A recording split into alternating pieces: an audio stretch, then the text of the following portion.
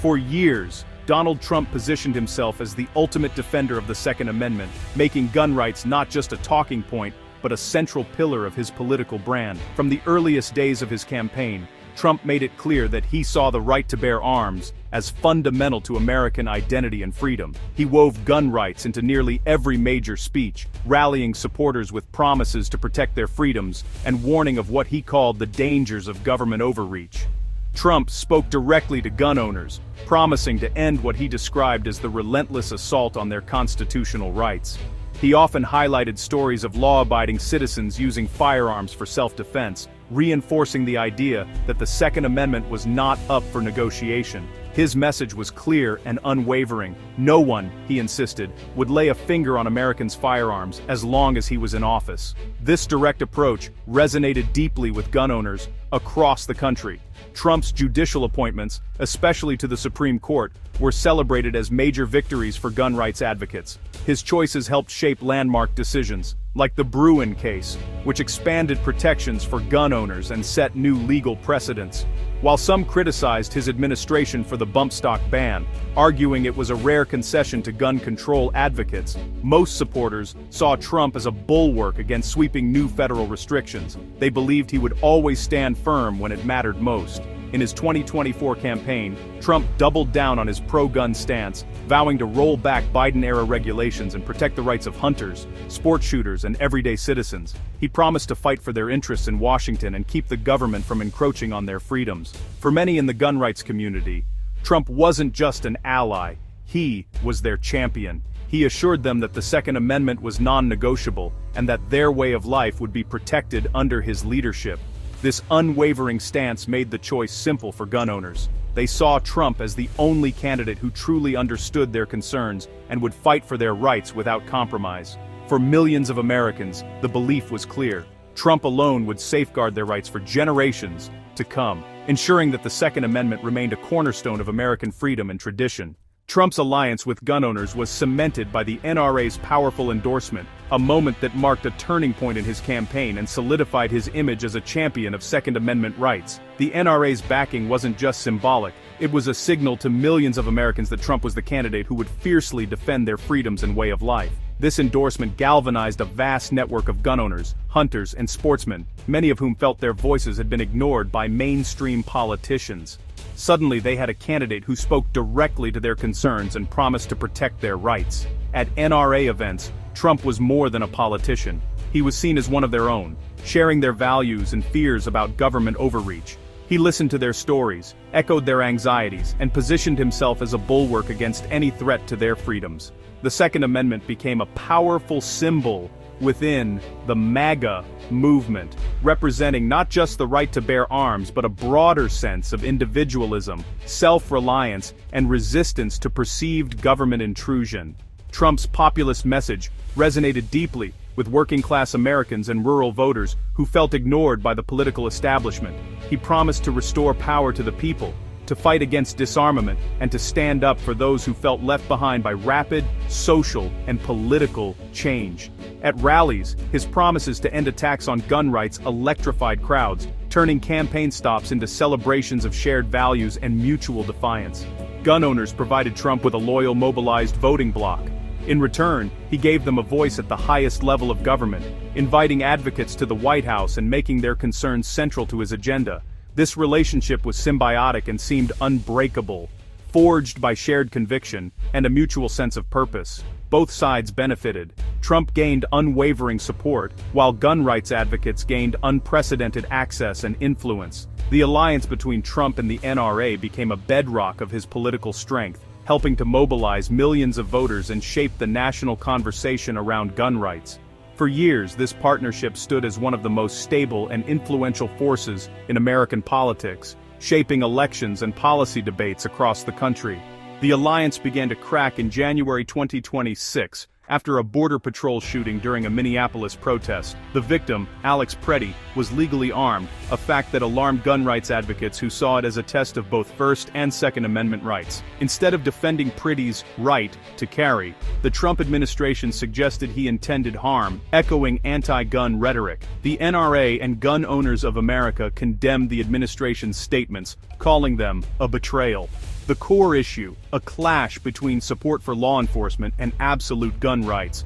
Trump's own comment, "You can't walk in with guns," deepened the rift. Supporters felt the right to bear arms was suddenly conditional. The once unshakable promise now had caveats. Cracks in Trump's support among gun owners were visible for the first time. The question, where did his true loyalties lie? As the Minneapolis controversy simmered, a new firestorm erupted in Washington, D.C. Trump appointee Jeanine Pirro declared on Fox News that anyone bringing a firearm into D.C. would be jailed, regardless of their legal status elsewhere.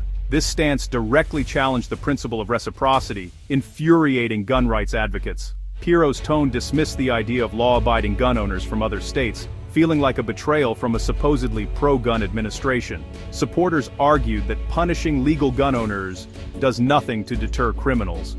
Her comments reinforced the anti-gun narrative that any firearm in public is a threat.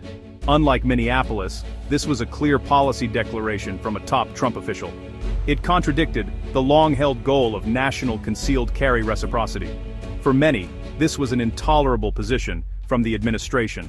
The backlash to Pirro's comments was swift and fierce, coming from Trump's own allies. Florida Governor Ron DeSantis rebuked her, insisting Second Amendment rights don't vanish in D.C. Congressman Greg Steube openly defied Pirro, vowing to carry his firearm in the Capitol.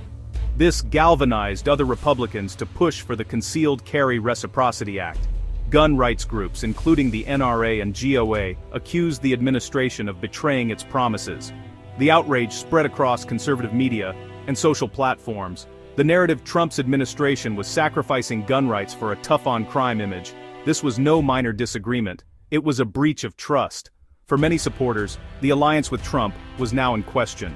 The administration had underestimated the resolve of its base. Facing revolt from its base, the Trump administration scrambled to contain the fallout. The sense of urgency was palpable as officials rushed to respond to a growing wave of criticism from conservative supporters and gun rights advocates. The administration, once confident in its messaging, now found itself on the defensive, trying to patch up a widening rift within its own ranks. Jeanine Pirro issued a clarification, claiming her focus was on unlawful gun possession, but few were reassured. Her statement, intended to calm the storm, instead fueled further debate. Critics argued that the administration was backtracking, while supporters wondered if their core values were being compromised for political expediency. Deputy Attorney General Todd Blanche reaffirmed support for the Second Amendment, but the damage was done. His words echoed through the media, but many felt they rang hollow after days of mixed signals. The administration's attempts to walk a fine line only seemed to deepen the confusion. The White House tried to clarify its stance on firearms at protests, but the message was muddled. Reporters pressed for specifics, but answers remained vague, leaving the public uncertain about where the administration truly stood. Press Secretary Caroline Leavitt's comments suggested that carrying a gun could justify a forceful police response, angering gun rights absolutists. Her remarks, meant to reassure law enforcement, instead alienated a vocal segment of the president's base, who saw any concession as a betrayal. The administration's attempts to balance law and order with gun rights exposed a deep ideological rift. The debate spilled into public forums and social media, with activists on both sides accusing the White House of inconsistency and political opportunism. Many saw the reassurances as hollow, suspecting pro-gun rhetoric was just political convenience. The sense of betrayal was evident at rallies and town halls, where supporters voiced their frustration and skepticism. The damage control efforts admitted a critical constituency had been alienated. Behind closed doors, advisors debated how to regain trust, but the path forward was unclear. The administration faced the daunting task of repairing relationships with a base that now felt ignored. The administration's words and actions no longer matched. Headlines highlighted the contradictions, and critics seized on every inconsistency as evidence of political flip-flopping. Gun owners were left questioning Trump's true commitment. For many, the administration's reassurances came too late, leaving a lingering sense of doubt about whether their rights would be protected in the future. The events of early 2026 left the gun rights movement deeply divided, with old alliances suddenly in question. Some felt deeply betrayed, seeing Trump's actions as a violation of a sacred pact that had long united them. They questioned whether he truly stood for individual rights, or if he had ultimately sided with state power. Political opponents seized on the rift, arguing Trump's support for gun rights was only skin-deep and never genuine. Others remained loyal, viewing the controversies as forgivable missteps or blaming them on rogue appointees, not Trump himself. They pointed to Trump's judicial appointments as proof of his ongoing commitment to the cause. For loyalists, the alternative, a Democratic administration, was simply unthinkable and far worse. The movement now faced a choice: hold Trump accountable or close ranks for the political fight that lay ahead. The path forward was uncertain, with tension simmering and uncertainty growing within the base. Dem für mein Braum. As the dust settles, Trump's message to gun owners faces unprecedented scrutiny and intense debate. His support for the Second Amendment is now debated even among his most loyal base. The push for national concealed carry reciprocity could ultimately define the next election. Republicans must prove their pro-gun credentials, while Democrats see an opportunity to exploit the rift and gain ground. The loyalty of gun owners is now truly up for grabs. Vague promises won't suffice for a base that feels burned and betrayed. The events of 2026 have forced a re-evaluation of alliances and put Trump on the defensive, politically. Whether this is a temporary fissure or a lasting schism will shape the future of gun rights in America for years.